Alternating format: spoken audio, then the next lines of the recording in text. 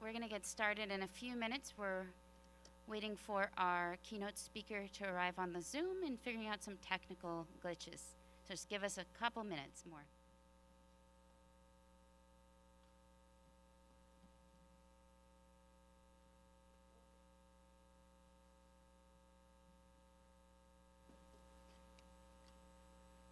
Ray, just to let you know, she's logged in and it says that it's waiting for the webinar to start.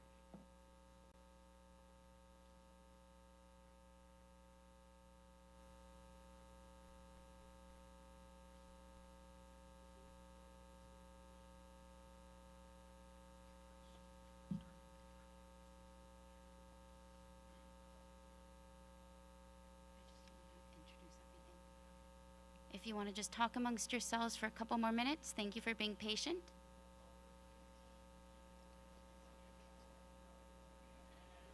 I don't want to start and then have there be a huge gap waiting. $1,200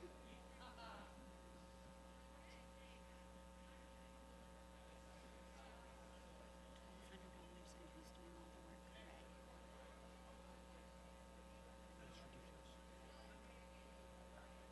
Do you see Elizabeth here? I don't even know who she is.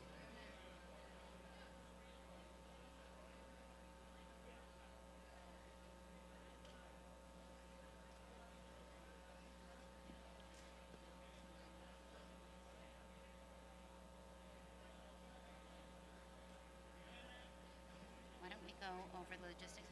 I would just Okay. We're just going to go over, we're going to switch around our schedule a little bit start here. I'll just go here to here. to the logistics. While we're waiting for the Zoom to come in, we're going to go over the logistics for the day. Can I have everyone's attention now? Thank you. Okay. Welcome to the ISP High School Career Fair. You guys look so sharp out there. It's like you're going to a job interview, which is what the purpose was. So, give it over to Mr. Lalonde. Hi guys. As Ms. Tassel said, you guys are looking great. We're excited about today. We have some fabulous presenters. So welcome to the Career Fair and University Fair. We'd like to start by thanking the teachers for all their support, the presenters who are going to be here today, and all of you, because without all of you, we can't make this happen. We'd also like to thank our ambassadors. Can our ambassadors that are here stand up? Do we have any? Yay. Good job. Our ambassadors are going to be here to help with the presenters, and if you guys have any questions along the day, you can ask myself, Ms. Tassel, Mr. Mostad, or any of the ambassadors for help during the day. We'd also like to thank the administration and VAPA for supporting us through this planning process. So we hope it's going to be a great day. I'm going to talk a little bit about the just setup for the day. So everyone should have registered for today's workshops. We've printed out lists all throughout the school, so you should be able to find that no problem. Okay. Next to those lists, it says where the workshops are taking place. All those workshops will be mostly in the central building, except for Mr. Miller and Romero's room, Moses and Gonzalez's room, and the PAC today. Everything else is in the central building. Make sure that you find your name on the lists, okay, and make sure that you're attending the workshop that you've signed up for. Please do not go to a workshop that you have not signed up for, as there is limited space. Okay. I'd also like to thank personally Ms. Tassel on this. I think she deserves a big round of applause. She has put a ton of work into this.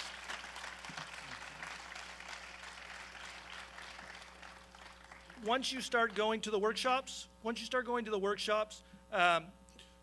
just make your way there. Please do not be late. For those who are in the first workshop for the PAC or later workshops in the PAC, we're going to ask students who are staying to come down and make sure they're sitting in the first 5 rows and maybe be more in the middle so the presenter doesn't have to yell out at everyone. Okay, so hope it's a fantastic day, and I think you guys have great opportunities. After the first two presenters, okay, you're also going to have the chance during lunch to meet with 11 universities that have come from all around the world. So please take advantage of that as well. All right. Have a great day, guys. Perfect. All right. Thank you guys for being patient. There was a little bit of technical glitches there, but Ray, are we good? Can she hear us? And I guess, Catalina, if you could go ahead and turn on your camera. I'm going to go ahead and introduce our keynote speaker, which we are so honored to have joining us.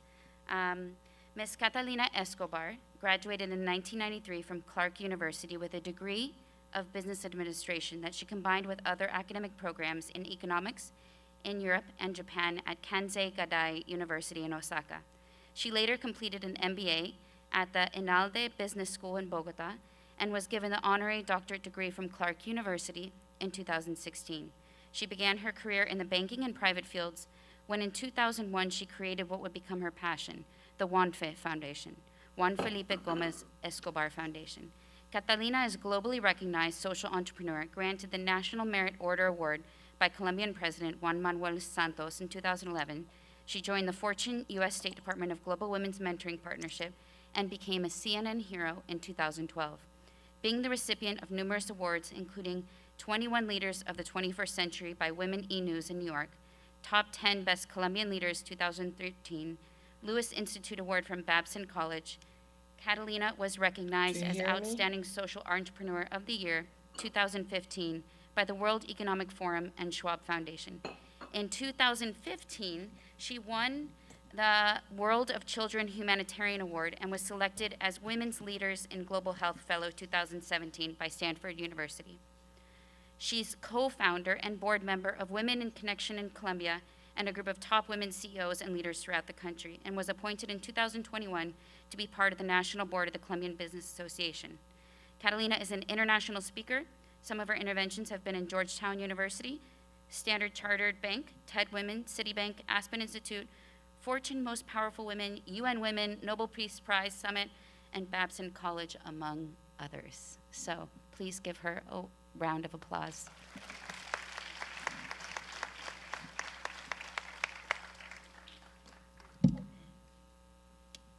Kata, do you see us?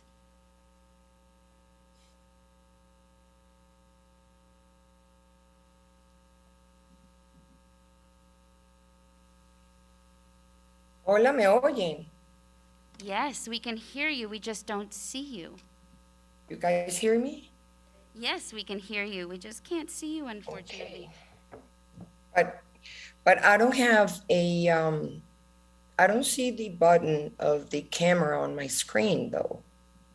I only see the microphone, but I don't see the camera. Ray, does she have access for It's camera? because we're on web seminar in Zoom, but I don't see the camera.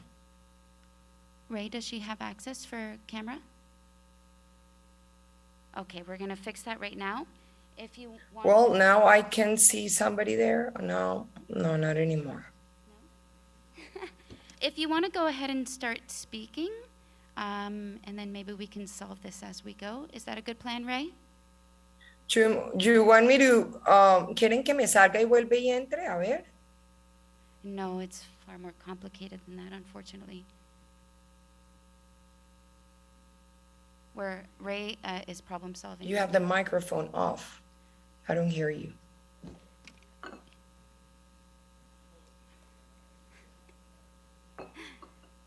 Sorry about this, Kata. We are problem solving right now, and there are about 280 students here that can hear you. Can you hear us? I don't hear you well. I just don't hear you well.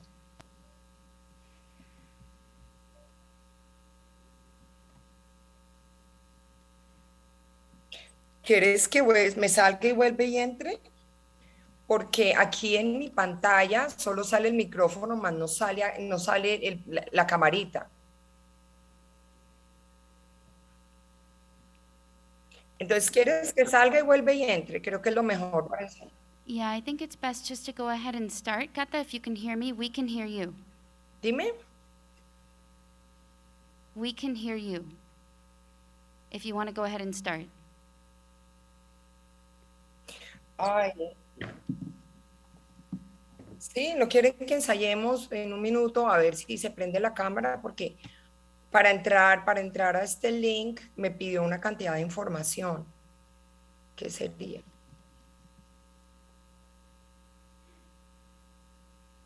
Cata, Dale. we can hear you if you Bueno. wanna go ahead and start talking.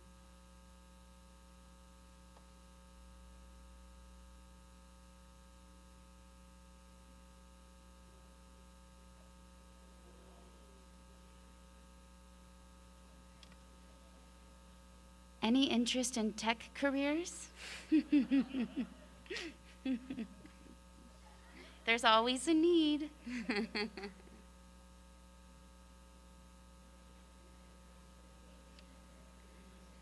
It's kind of how it goes in life. You got to roll with the punches. This is our first time doing a career fair in person. Last year it was virtual, and even then we had some tech issues.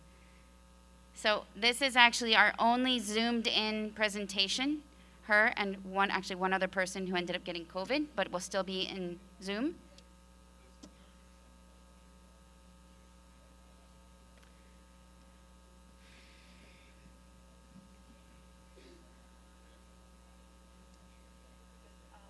Once I enter Zoom, it asks me many questions, so I don't know what's going on. It appears the microphone, but it doesn't appear the camera. So I cannot put it on or off.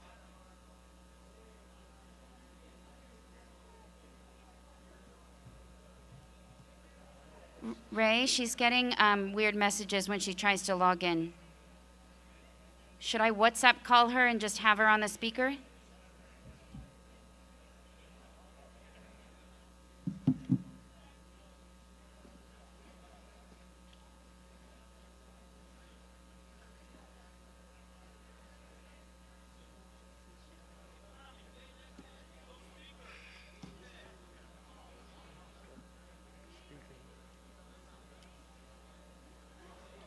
Join as a spectator and we'll assign you a host again. She's getting a link to join as a spectator, and then can you assign her as host again? Okay. Now I get it. It asks me that if I can join as an attendee, but not as a speaker. That's the reason why it doesn't show my camera. So when it asks you to join as attendee, you have to activate, I think there's a camera option that you can activate. But we may just have you do it from here. Hold on. Danny, can she just put the speaker from... Here we are. Finally. Welcome, Catalina. Thank you so much, and sorry about all the technical difficulties. We've already given you a very long, wonderful introduction, so if you want to go ahead and get started. Please unmute, Danny. Okay, hi, Gata, can you hear us? Okay. Perfect. All right, we already gave your introduction, so you're welcome to get started. Thank you so much, and apologies about the difficulties.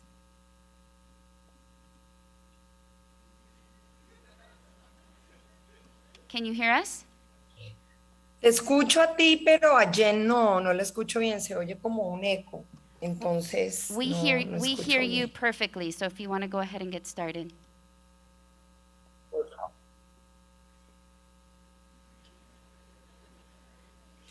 So, I'm sorry for the inconvenience. So my name is Cata Escobar. I'm from Colombia. I'm a social entrepreneur for the past 21 years. I studied in a Catholic school in Colombia, and then I graduated at the age of 17 and left to Europe to study in Switzerland, and then moved to the United States and studied business administration and a minor of economics. Then graduated, came back to Colombia, started in the financial world, and then I started working in the private sector and joined a business school and did my MBA.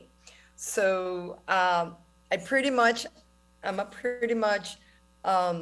focused in the business field. However, what I do, not for a living, but for love and as a human being, I work to change people's lives. So I'm the CEO and president of Juanfe Foundation. Juanfe was my second son that at the age of 16 months old fell from an eighth floor balcony in Cartagena and died. Um, I was working with an American group back then in Cartagena. I was married to a Cartagenian and lived there for 3 years. I had another baby boy who was older than Juan Felipe. So I don't know if you guys have been in Cartagena. I mean, Panama and Cartagena are cities that are very close, but Cartagena, located at the northern Caribbean part of Colombia, um, holds the greatest social despair in the country, which means you have rich people, but you have poor people, and the poor are the poorest in the country. That's what it says.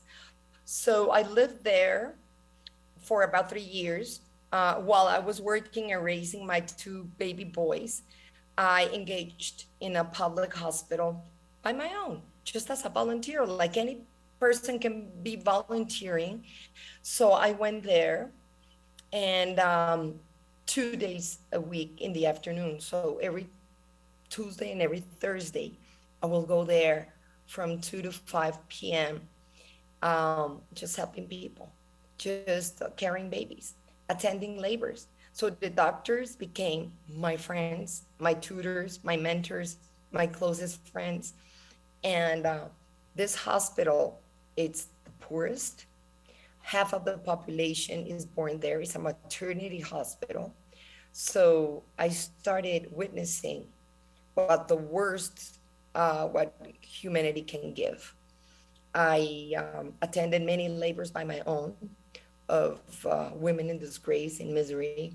I've started witnessing girls of 11 years, 12 years of age giving birth um, because they were sexually abused or just because they got pregnant with their boyfriends or their neighbors or their, guys and ugly men who raped them. I started witnessing women of 54 years of age giving birth of their 16th or 17th baby, uh, already with their fifth or sixth or seventh partner. So everything there was collapsing. I could witness also the corruption, the smell of corruption, the sense of people that were left behind. So some people would say, Kata, how can you, you know, uh, see those things and not become angry? I wasn't angry at all. Totally the opposite. I started falling in love with these people. And falling in love with your work is one of the main things you require to be a happy person. It doesn't matter what work you do, but if you're starting to feel that you have a purpose in life and you fall in love with your purpose, you're gonna be so successful, like in so many amazing ways. So before I was there in the hospital for a year, 2 days a week. And before moving back to Bogota, I witnessed how the little baby died in my arms because his teen mother of 14 years of age couldn't raise the funds to cover his treatment. And the baby died because she couldn't raise $20, 60,000 pesos, that anybody can have it in their pocket. I had it in my pocket, but was needed a few days before. So I was very shocked. Was one of the most painful experiences I had in my life. You don't experience having somebody in your arms and dying. It's really, um, it's a little percentage. 4 days later, my second son, Juanfe, fell from the eighth floor and died.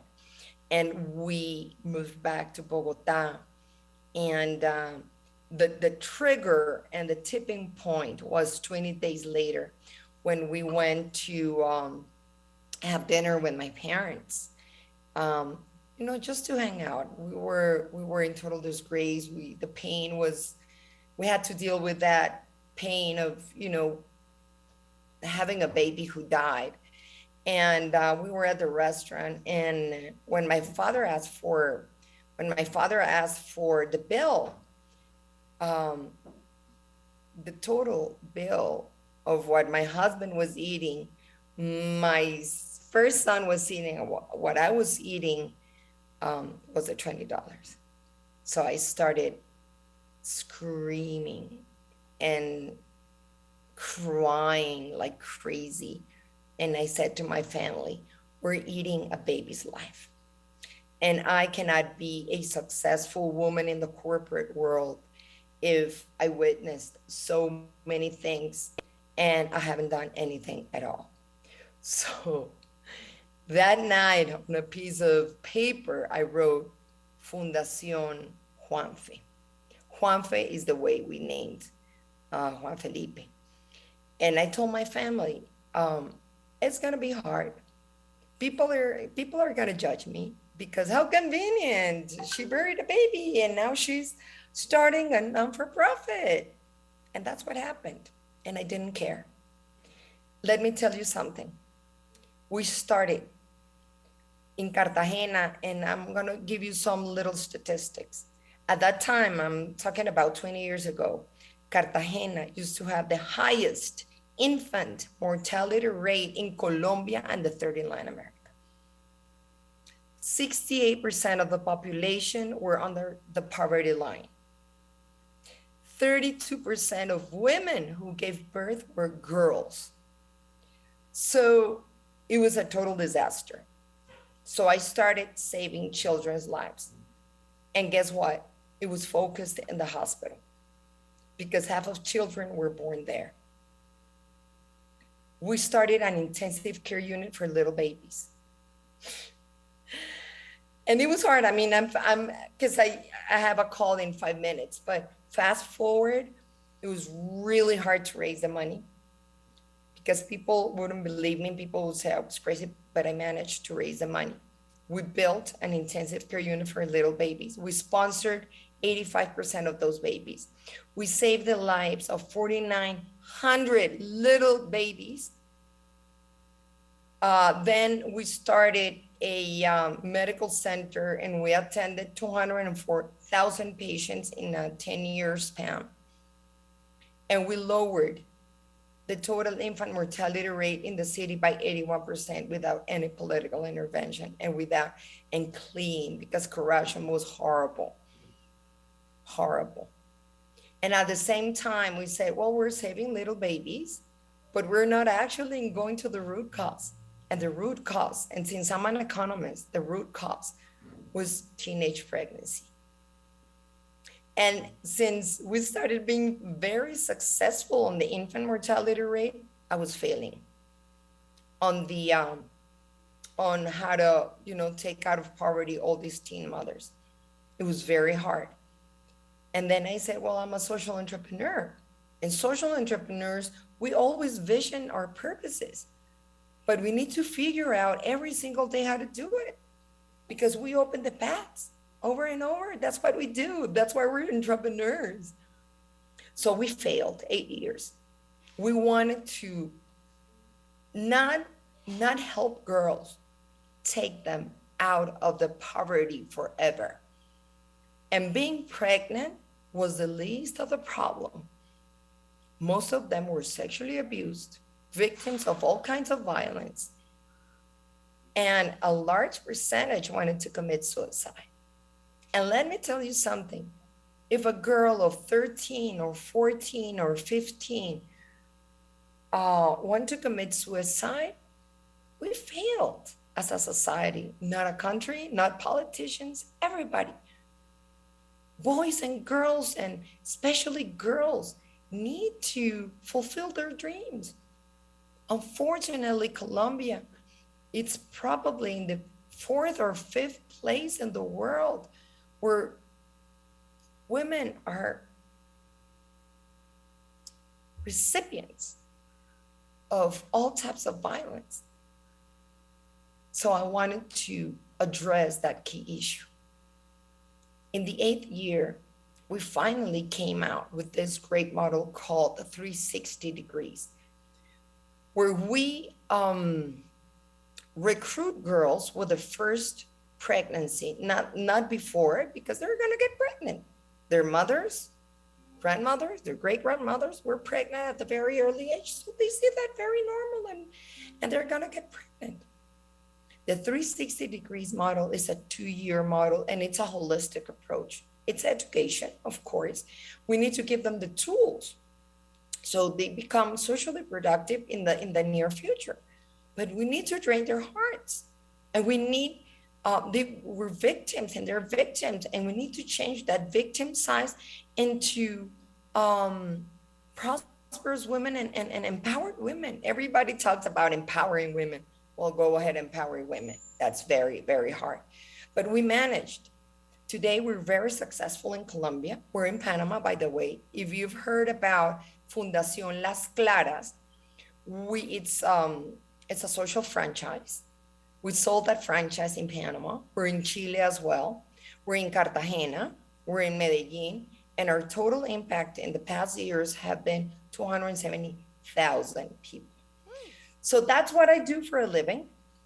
But I also do another thing. And it's a very big decision. You can be low key. You can, work and work for the people. But I decided to lead. I'm a leader. And being a leader means that you need to have the guts. And you need to confront many things that are very uncomfortable for me. But I decided to be a leader because I cannot witness what's happening in my organization and all the girls in my country and do nothing. I have a big battle against the court, the Corte Constitucional in Colombia. And I'm a voice for these girls. I've been marching in the streets many times for women, for girls, and for children. And that's a very big decision you need to make. So that's what I do. I love, and by the way, guys, in this coming summer, we're gonna have in Cartagena a social entrepreneurship summer school. If you guys want to think about what to do this summer, they're gonna come 50 boys, girls from around the world, especially from Europe, to do a 1-week social entrepreneurship and digging into the real world of social entrepreneur and social transformation. So I love education. I love changing people's lives. I love what I do. And every night I go to bed and sleep like a baby. But the next day I wake up and say, how can I be better? How can I be good to impact more people? So thank you very much for this great short. We ran out of time, this short meeting and an intervention, but I'm very thankful. And I hope you guys have a great and beautiful day. Thank you, Jenny, for this invitation and all of you. And I hope if I can go. Kata, I'm not sure if you can see us all, but I'll send you some pictures and I'll definitely share the information for the Social Entrepreneurship Program. But thank you so much for sharing your morning with us. It was really inspiring. Thank you. Thank you.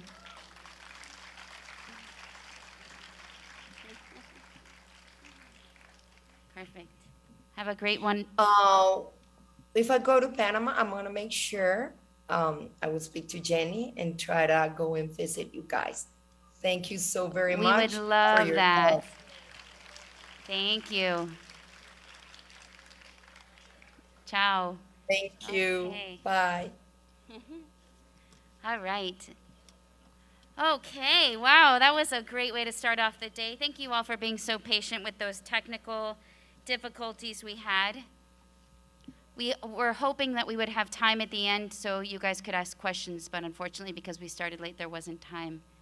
That was pretty powerful. And we're very fortunate that she was able to give us even 30 minutes of her day. As you can see, she was very, very busy. All right, so today is about learning about different careers, some that you may not have heard of, which actually those sessions are even more important for you to attend. If you're interested in business, you should also check out psychology, art, fashion, medicine, design. It may end up opening your mind to something you never thought of before. Career paths are hardly ever linear. If you heard from Gata and her experience in being a top businesswoman and then drastically changing her path. In fact, most career paths have a zigzag trajectory. Each student is unique, with a unique set of interests and skills, and finding your career path is a journey of exploration and discovery of your true potential. Wouldn't it be great if that path included a career that made you happy, fulfilled, possibly solved a world problem, and at the same time provided you with the means to support your lifestyle? As my friend Ganesh Kohli said, giving students the right guidance at the right time has the potential to change the world as we know it. The world is full of unhappy 35-year-olds who hate Monday mornings. Imagine a world where everyone looks forward to going to work because they truly enjoy it, because they are doing what they are good at, because someone helped them discover their interests and related career options when they themselves didn't know better. Imagine the job satisfaction, industry productivity, the joy. Imagine making active and guided choices instead of stumbling upon careers. The learning potential of the post-pandemic world is 10 times what it was pre-pandemic. At this time, students need to focus on treating every situation as a learning opportunity or a classroom lesson. Like all of us, the past 2 years has forced us all to adapt and remain flexible to the quickly changing reality. This is the time to build skills like resilience and courage. These will hold you all in good stead throughout your lives. I believe strongly that we all have a purpose, and ideally, we can align our purpose with our strengths with our passions, and find a way to make the world just even a little bit better for generations to come. We hope that you all can take something from today and know that the presenters that are coming are not used to speaking to high school students. They're used to possibly leading companies, working with a team of adults, and so they may be actually a little nervous to talk to high school students. So please welcome them to our school. They're taking time from their busy schedules to meet with you and share their path. So, logistics. As Mr. Lalonde went over, did you cover the logistics all the way? Okay. This is our schedule for the day. We're going to meet back here. The ninth graders will meet back here after lunch. And then everyone will meet back here at the closing psychology, wait for everyone to leave, and then move forward, okay? You're not allowed to switch workshops at this point because we have limited seats in each of the classrooms. We hope that you enjoy today and have a really productive, wonderful day. Did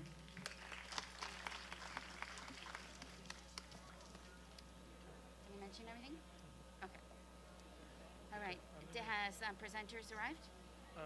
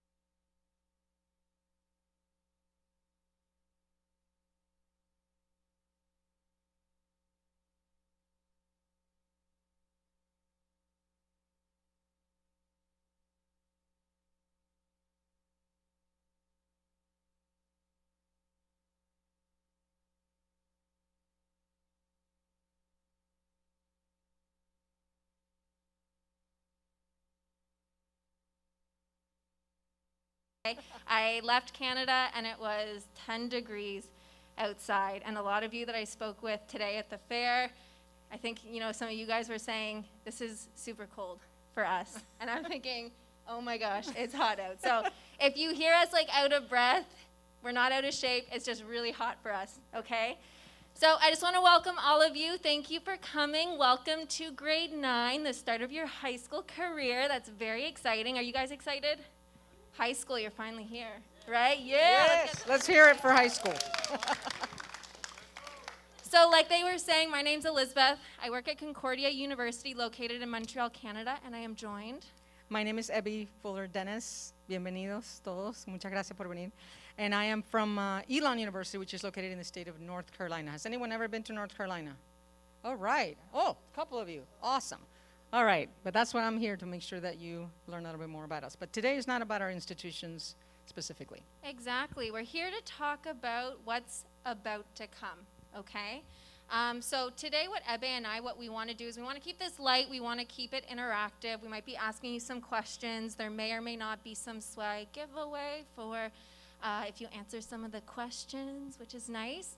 But what we're going to talk about are things that you can do in high school to think about what are you going to do after high school. When you go to university, potentially college, something like that, what are some resources and things that you can do in high school to maybe find that best fit for you in when you go to university?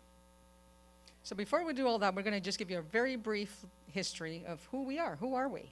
How are we here? How did we get here? So I can take you back a long time ago. I won't tell you the year, but there was no internet, so it's a long time ago. I was in Venezuela, growing up in Caracas, Venezuela. That's my home. Yay, I know that many of you are from my dear Venezuela. Caracas. So I was in your shoes at one point, not in an amazing school like this. Not that my school wasn't amazing, but it wasn't international. It was just Colegio Nuestra Señora del Rosario. So nothing like this, right? So back then, there was no internet, no way to really find out all of this great information. And this is one of the goals of this time that we want to spend with you, is that you really understand and just really take on this amazing opportunity that you have by people like us coming to a place like this to share our experience and to give you this opportunity to learn about all the options that are available for you that when I started doing this, they were not there. So that's one of my goals for today, is that you really understand and really appreciate this great opportunity that you have. Even just right here in Panama, this is the only school we're doing this today. We have not traveled in 2.5 years, so you should feel very, very fortunate that we're here with you. So we want to make sure to take advantage of that. So again, back to then, I'm going to tell you a little bit about my process very quickly. So I was in Venezuela trying to consider options of going to school in the United States. My brother had gone ahead before me, 3 years before me. And he chose a very different path. He wanted from the very beginning, large university. He wanted big. Not in a city, but a big school. And I wanted the same thing because he was my older brother, so whatever he does, I'll do the same thing, right? It's kind of what we sometimes tend to do. Or your sibling, or maybe even a parent. So he did that, and then he applied to a very large school in the state of Florida. He went there, was very happy. So 3 years later, I'm going to do the same thing because that's what he did. And I started the process, and I went to visit him twice, and the first time I hated it, and the second time I hated it worse. So what did I do? I just thought, okay, this is not for me. I don't like this school. He's doing great, but I don't like it. So I started a different process and started to find other options. So again, this is a great opportunity that you even had today to learn about all those options that I didn't even know about. And by then, back then, like I said, there was no internet, so I had to just look at books. Very fun. Open books and pages of books. And that's what I found, a very, very small school that was perfect for me at the time. My English wasn't great. I didn't feel very comfortable speaking English. If you would have told me then that I would be standing in front of people with a microphone, I would have told you you're crazy, because I'll never be able to do that. And here I am talking to you. It's been a long time, but it was actually something that I always thought I would never do. So again, the process was very different for both of us. And the lesson there was like, just because someone that you know, a sibling, a friend, cousin, your parents, find a path, there's only one of you. And this is such a great time for you to really think about, you have the next 4 years to really think about yourself. There's only one of you, and you're the one that's going to go to university with you, right? You're the one that's going. So really spend some time thinking about your process and what you are looking for that will make you happy. Sounds simple, but it isn't. I have some similarities with Ebe's story for my personal journey when I went to university. So in high school, I just kind of coasted along. I didn't even think about what came after high school until I got to grade 12. And I still had zero clue. And then my parents had started asking me, what do you want to do? Where do you want to go? I'm going to be honest, I had no clue. I had an idea of potentially what I wanted to do. I was thinking maybe something in music production or something like that. My parents shut that down real quick, okay? They said, no, you're going to go to university. You're going to get a real degree is what they said to me, which, you know, we'll talk about that later. Anyways, we fought, okay? I'm going to be honest. I kind of rebelled a bit. I really wanted to do this. They wanted me to do that. They wanted me to go to university. They had this idea of what university held for me. And I wanted to go here. They wanted me to go there. Before I knew it, I was in university and I had zero clue with what I wanted to do. I was in university, my first day in classes. I didn't know what I wanted to do.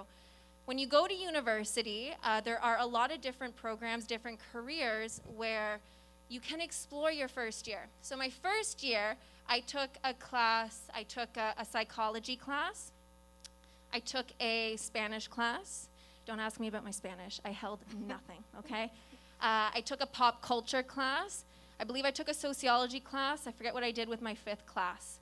I knew I didn't like science, and I knew I didn't like math. So I kind of stayed away from those classes, those careers, and I kind of stuck towards the arts.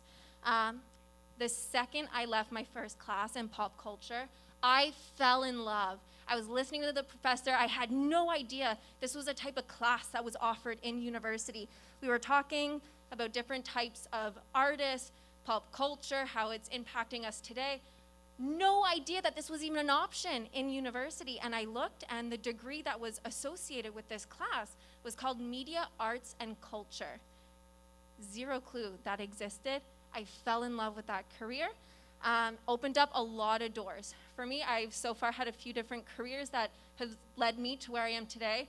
I worked in radio for a bit, worked in the marketing field for a bit, newspaper as well, and it kind of led me to this career that I'm doing right now, working in education, promoting education, and things like that. So just to get a sense here of the room, I know you're in grade 9. If I'm thinking back to where we were in grade 9, we had zero clue. But I just want to see, does anyone know exactly what they want to do if they go to university?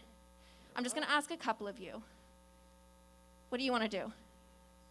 Business. You want to do business. What do I have here in the goodie bag? Here we go. Oh, sorry. There we go. Okay, so who has somewhat of an idea? Maybe they want to go here. Okay, a few people. See, the problem is now I can't throw that far, so maybe I'll hold it for you at the end. Who has zero clue with what they want to do? Yeah, A lot of those are my people right here. Yeah, that was us, hey. Our people. And we turned out all right. Look at us here. We're on stage today. We didn't know what we wanted to do, and that's okay. We want you to know that no matter what, all options are okay. We've chatted with students, so Ebe and I will talk a little bit about what we do, but we've chatted with so many students that have been in different situations, even leading up to grade 12, right? Oh yeah, so many that, again, not knowing it's where you should be, or being unsure, or having multiple interests, because you might say that you want to definitely study business, but you might have other interests too. There may be other things, photography or psychology or something you may not even know exists, like happened to our friend Elizabeth here. So kind of to summarize, we do not have, not to summarize, but to kind of give you this kind of a general overview, there is no major in what we're doing right now. Nobody goes to the university and say, I want to be a university representative and travel all over the world and represent a certain, an institution. This is my 4th institution now that I've in my 36-year career. So I have been to a lot of places doing this job. And I did not start out doing this because I didn't know it was a job. It just never occurred to me that this was a possible career.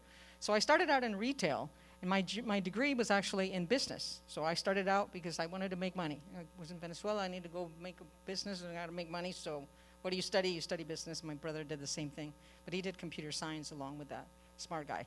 I wasn't as smart. I wanted business and marketing and a little finance. So again, in Venezuela, the option was psicóloga, ingeniera, medicina, right? From high school, you go and you pick something before you go. In the US, in other countries, that's an option that you don't have to know, and you can decide later. So you have maybe a general foundation, you have some interest, you discover a class or two that, piques your interest, and then you go with that. That's very different, right? That you don't have to decide on a major before you go. So it's a great option.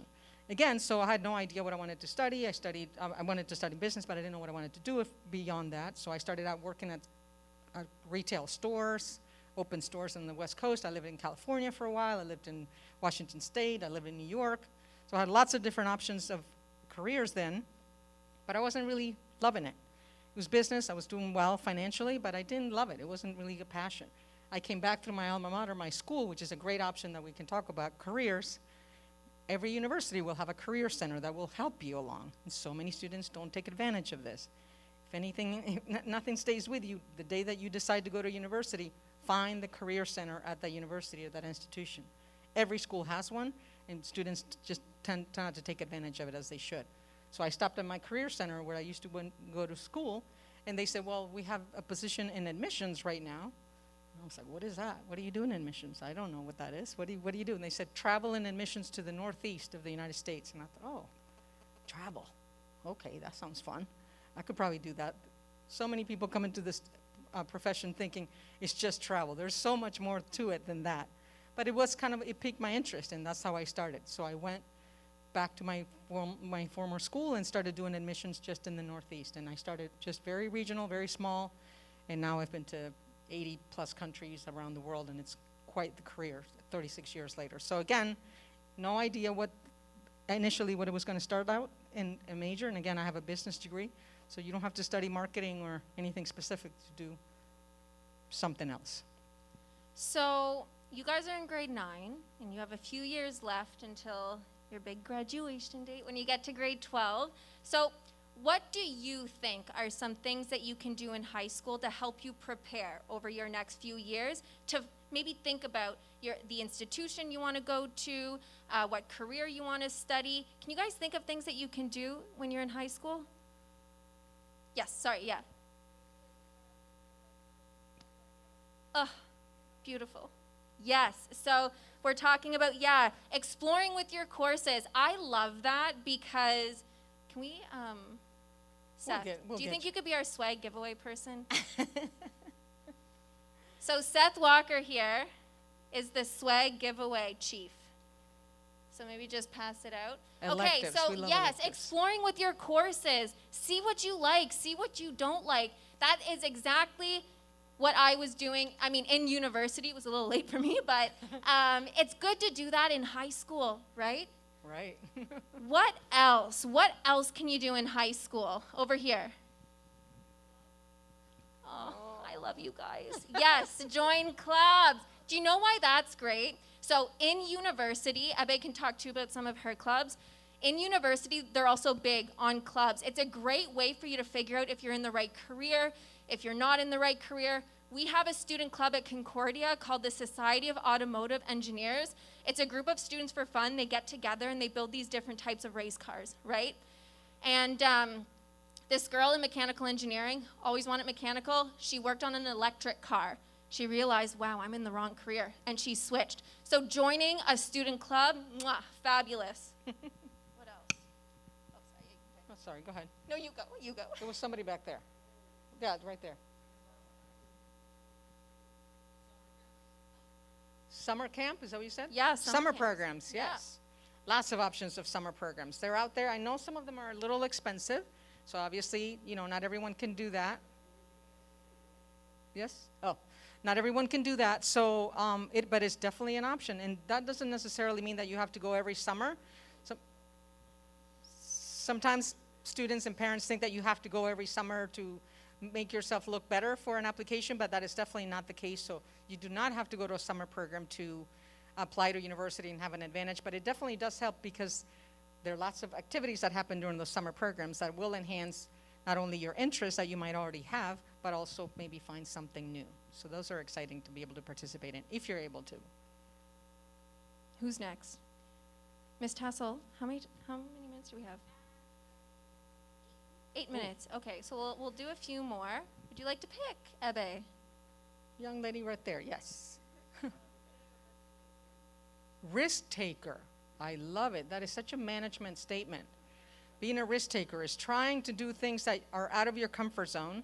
That may not necessarily Do you be- know what's nice about that? I had a Yeah. teacher in high school. My approach was I didn't like math and I didn't like science in school. So I was kind of leaning towards that. And she said when she went to university, she didn't like languages, but she wanted to get outside of her comfort zone. So when she went to university, she just did exactly that. Even though she wasn't as strong when she studied that in high school, she ended up doing that because, hey, I see business potentially in your future. Yeah. What else? Yeah. How about you right here? After school activities. Yes. Do you have some at your school? Are you guys going to join some this year? Yeah?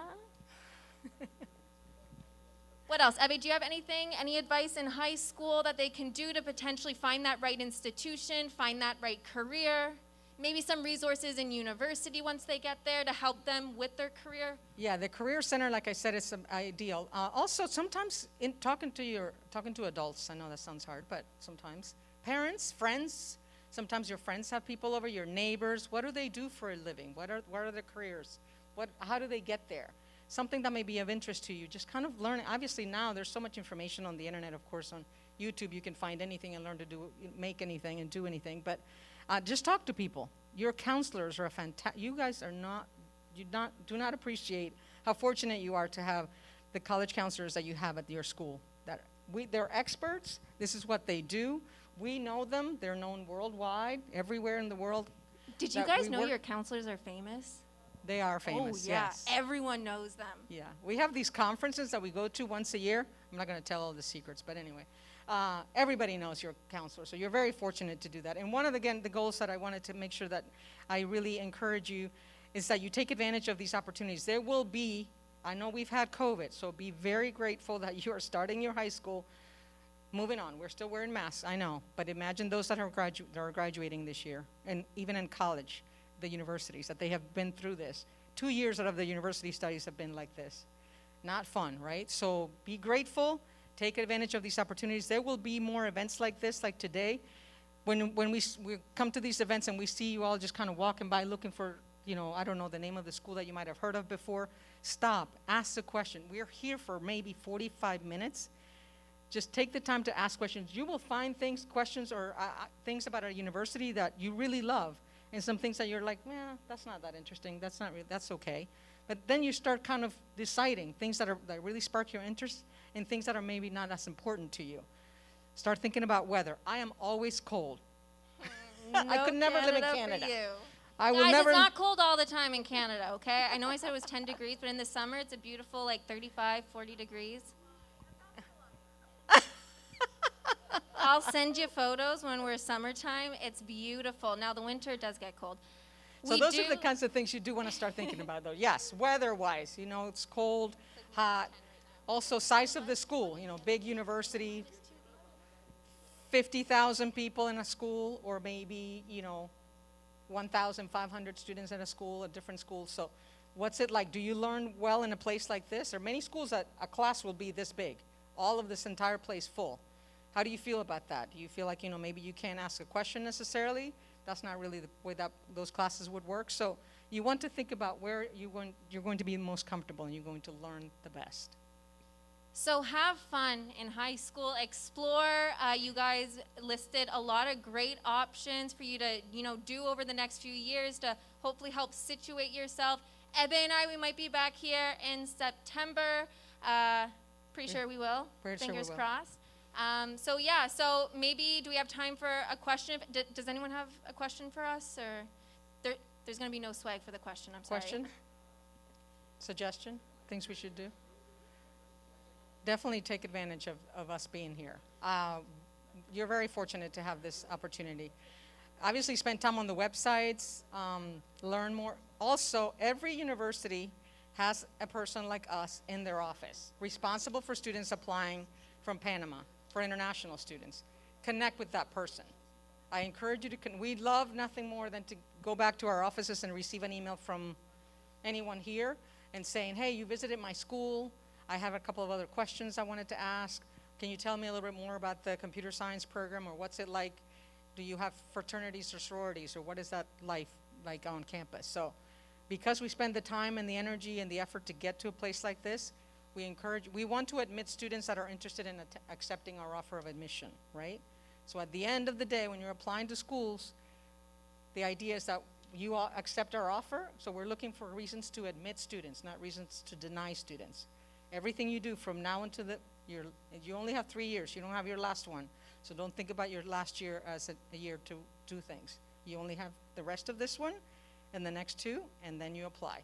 So think about that time frame and how important every day is for you. I think it's really, really important too that you take these comments very seriously, because when a representative says, please email us, remember that when you're emailing, you're showing that interest in the school, and that's really, really important.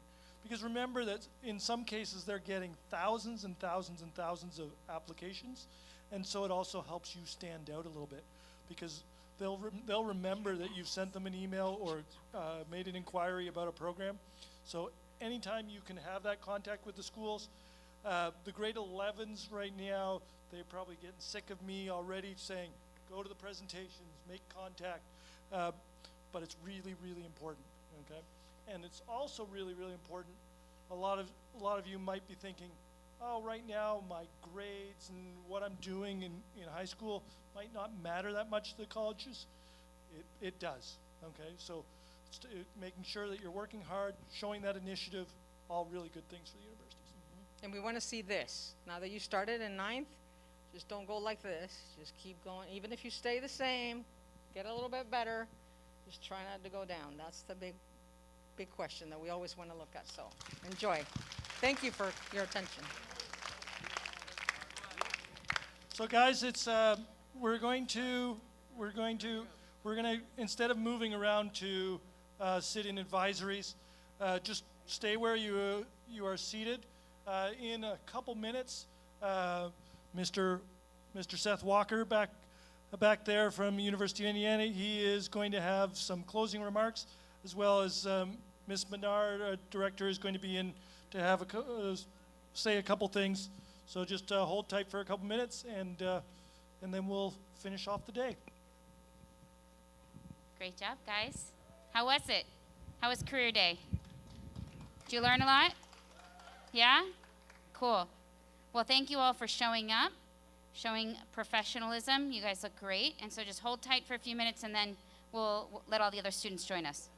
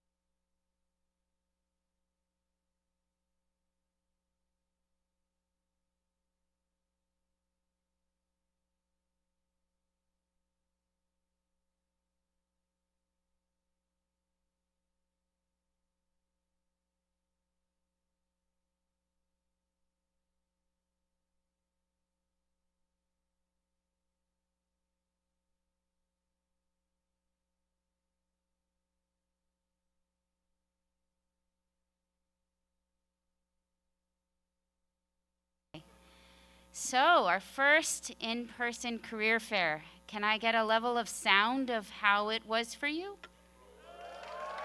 Yeah? Yes. High five. Awesome. Okay. So it was a success. I love to hear that. Thank you guys so much. So we're going to close off this day with two speakers. We are joined with Dr. Menard, who's going to share a few words, and then Mr. Seth Walker is going to close us off. Did you want to say anything? Yeah, I just want to, one thing again, I just want to thank everyone for their participation today to make sure that things were working well. So thank you very much. We really appreciate it. And second, to our ambassadors, fantastic job. I know a few were running out in the rain, but thank you guys. Can I get the ambassadors just to stand up again? So, thank you guys. All right, I will hand it over to Ms. Menard. Thank you. Good afternoon, everybody. I'm so excited that you got to have this wonderful opportunity today in person and not on Zoom. It's so much better to have you guys back on campus. The speakers you had are really great. You really had a lot of variety, and I hope you were able to attend ones that were really interesting for you. One thing that I want to say, though, is that it's funny how life works. Sometimes you think you know what you want to be when you grow up, as they say. You go to college, you study, you get a degree for whatever that may be, and then life comes along and you end up doing something completely different than you ever thought you were doing. And I just want to say, everything that you do, though, will impact you later, and whatever you learn, you'll use later. So I would say don't get too stuck on what you want to be, but I'd say be open to everything. And know, for most people, we find our places in spots we never thought we would be. And that's perfectly normal, and it's perfectly okay. And I think a lot of times we're pressured, especially at your age, to know exactly what you're going to be when you, quote unquote, grow up. And that's just not the norm. So I just want you to feel free from that expectation, because it's truly not realistic. But it is important to be exposed to all these opportunities that your two awesome counselors put together for you today, and see what interests you and see what things you can explore further. So I really encourage you to keep exploring. Thank you, Ms. Tassel and Mr. Lalonde, and thank you all for being such great audiences for all of our speakers. Thank you. Thank you, Dr. Menard. Okay. You guys have had some awesome speakers today, and we're going to close it off with probably one of the best. Seth Walker is really well known in college admissions. He's pretty much like a superstar for college admissions. Like, everyone knows Mr. Seth Walker. But I'll let Mr. Lalonde say a couple words before he takes All right. So how many of you actually were able to go see Mr. Walker at his table? A few. Indiana, yeah. So we really appreciate all the representatives that have come to speak, and we really appreciate that Mr. Walker is going to take the time. And so I'm just going to hand it directly right over to Mr. Walker so he can close things up today. So a big round of applause, guys. Thanks, everybody. Sorry, I'm going to hold notes because my brain is like Swiss cheese, so I won't be able to remember what I'm going to say without having them. But before we get started, huge thank you to ISP in general. Give it up for your counselors who are amazing. What like a great opportunity to have a whole day like this, to meet with some universities, to learn a little bit more about yourself. And I feel super privileged to be able to close this whole session with you all. I think one of the reasons why I feel so privileged is because while it was forever ago, I was in a very similar situation to you all. It wasn't in Panama. It was actually in Tokyo, Japan. That's where I went to school. I grew up over there. I went to an international school. I kind of did the same thing that you're all doing right now, where you're going through high school and you're thinking about your career, you're thinking about college.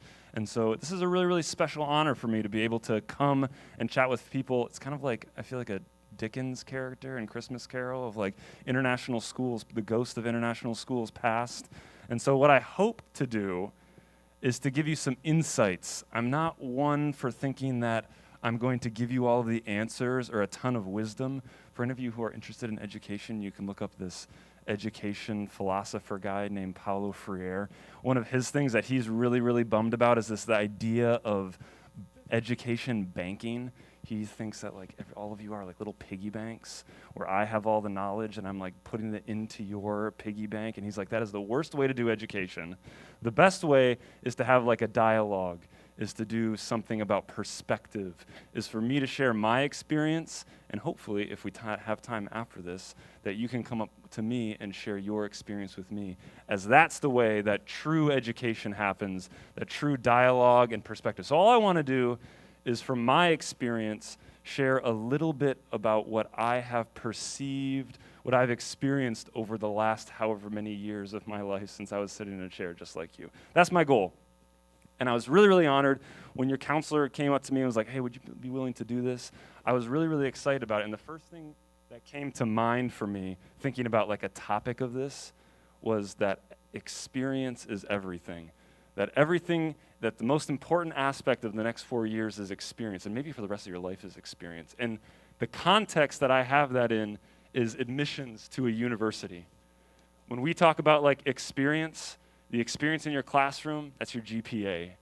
The experience outside of the classroom, that's your extracurricular activities. The experience with the university is like affinity or interviews. Your own personal experience are your essays. So the application process to a university is simply you being able to share your experience with us.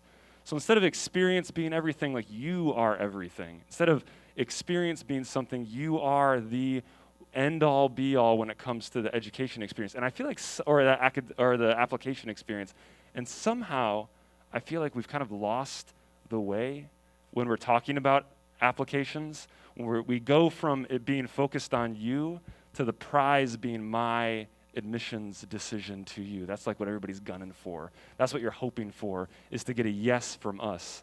And I think if we do a tiny little history lesson, where that comes from is the origin of our profession as like admissions counselors. I don't know, hopefully this won't be too boring. It's like 2 minutes, I promise you. The beginning of admissions, most universities didn't even have an admissions office. What's the most famous university you can think of in the United States? What's the second most? Yale. What's the third? Duke. I think I heard Princeton. If you think about Harvard, Yale, and Princeton, no, they are definitely not the way. When you think about Harvard, Princeton, and Yale, when they started, no one applied for admission. Do you know who went to Harvard, Princeton, and Yale when they first started? Super rich folks whose parents were just like, what are you going to do after you graduate high school? And they're like, I got nothing else to do. So they went to Harvard, Princeton, or Yale. Do you know that at the beginning of Harvard and Princeton and Yale's whole setup, hardly anyone ever graduated? They only went for a year or two, and then all of a sudden they would just be like, all right, I'm going to go back and run my parents' business. And so for a long time, there was no admissions office. It's just whoever showed up. You know the only reason why they developed like a dean of admissions in those 3 really prestigious universities was to exclude people. When people who were not seen as like the upper crust of society in the United States on the East Coast all of a sudden wanted to attend Harvard, Princeton, and Yale, that's when they said, oh, well, we have to like keep them out. So that was the original inception of my job, was not to like provide opportunity, but was to exclude others. And so when we're talking about when you are getting ready to go to apply for college, there's like this still, I think there's a little bit of that like ghost that comes through still, where it's like you are saying to yourself, what do I need to do to be admitted? Who do I need to be admitted? There's so many students, and maybe you're guilty of this. I know I was, where when I was in front of a table at a fair, the first thing I would ask is like, what kind of student are you looking for? Like, who do you want to admit? And instead of it being, I am who I am, you're saying, well, what do I need to change to be more appealing to this university? And so for me, when I'm thinking about experience is everything and you are the experience, your time is better suited to think about who you are and spend the time in investigating who you are as a person, as opposed to saying, well, what do these schools want? I'm going to be whatever they want me to be. Because you will, I promise you, you will drive yourself crazy trying to become what every one of these institutions that you have on your dream institution list. You will drive yourself crazy trying to become who they want you to become. Your time is much better suited trying to figure out who you are and doing a little bit of introspective research as opposed to trying to go outward and saying, well, I want to be the Harvard man. The Harvard man is like a white Anglo-Saxon Protestant. That's who like the Harvard man is supposed to be. That's why they developed that term. So don't be obsessed with us. We should be obsessed with you. The goal should not be admission to the university. The goal should be to find out a little about yourself, and then the whole point will be, how do I get that on paper and how do I get that into an application? So that becomes the goal as opposed to trying to become something you're not. So that's the first thing. The second thing that I was thinking about mentioning was that experience is everything, but everything is not an experience. And so what I mean by that is I think you're probably thinking like, yeah, well, when I brush my teeth in the morning, that's not an experience. Or like, when I'm driving to school, that's not an experience. And I think I'm trying to say almost the exact opposite, that like your ability to investigate the mundane and find meaning in the mundane is really where you start to grow and you're like introspective about yourself. For some reason, even though when I was younger, I thought they were like super boring, I feel like the monks and the ascetics and all those people who are like really considering who they are, I think those are the folks who actually have it figured out, and it actually shows up on applications and your career development a little bit more. To give you an example, this is a story from one of the most storied people, admissions officers ever. Her name is Judy Marino. She's retired. But she used to work in our jobs doing admission. And she always tells this story because everybody always asks about the essay. The essay is like the worst part of the application process. And everybody would say, what was the best essay you ever wrote or you ever read from any student? She read thousands of them every year. And she would always tell this story about an essay she read from a young student who talked about making grilled cheese sandwiches. That was like the topic. And she's like, it blew my mind. And so the essay went like this. The essay talks about this young man who every day his father would get off of work and go and make grilled cheese sandwiches with him before he went back to work at the end, before, going until like 6, 7 p.m. at night. So every day they would make grilled cheese sandwiches. He talked about how his dad was his hero, and Judy always said, oh my gosh, here we go, another boring, like my father is my hero essay. But what he would talk about is we would make grilled cheese sandwiches every single day at 3 p.m. He would come home after school. And then the whole essay took a twist because the essay was then said, and my father made the worst grilled cheese sandwiches I have ever tasted in my entire life. For months, years, I ate these horrible grilled cheese sandwiches and I didn't know how to bring it up with my father. And so then the essay went from being my father is my hero to all of a sudden, how do I interact and have an honest conversation with my father? And that's what I mean by everything is experience is everything, but not everything is an experience. Being able to find your passion, being able to find your meaning within the mundane is something that will suit you well for the rest of your life. It's what it means by like being mindful and being in the moment when it comes to like practice. You see these monks who are saying like, I'm finding meaning in breathing every moment. To me, in the admissions process, that is always so much more impactful than trying to say, I cured cancer, or I went on all these trips, or I was the captain of every single sports team on my high school. Because the reality is, if there's no meaning involved in that, it doesn't mean much. Experience for experience sake is pretty empty, in my opinion. So those are the two things. One is that experience is everything, but you are that experience. So take a little bit of an introspective look and don't try to meet anyone's external expectations, especially the universities that you're applying to. And second, experience is everything, but everything is not an experience. Attempt to do your best to be mindful in every moment. And maybe that'll show up in the essays. Maybe it'll show up that something so tedious or something so monotonous or something so mundane is actually where you'll find some of the most meaning in your life. Being able to apply meaning to that shows that you're a critical thinker. So those are the two things that in my experience of growing up overseas, playing music in Chicago, going to Indiana and working there, those are the things that I have found, A, bring me the most joy, and B, also treat me the best when I'm looking for opportunities, because I know a little bit more about myself and I'm putting the effort into something that's most meaningful, which is you all. So thanks so much. I know I'm out of time. Have a great rest of your day.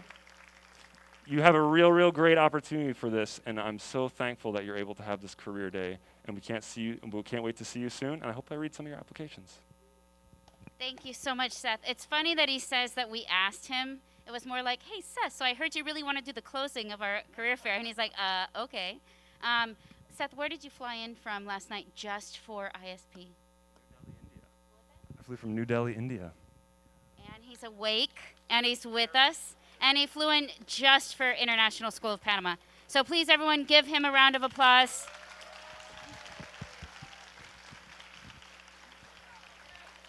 All right, that is our career fair. I hope you guys have a good rest of your day.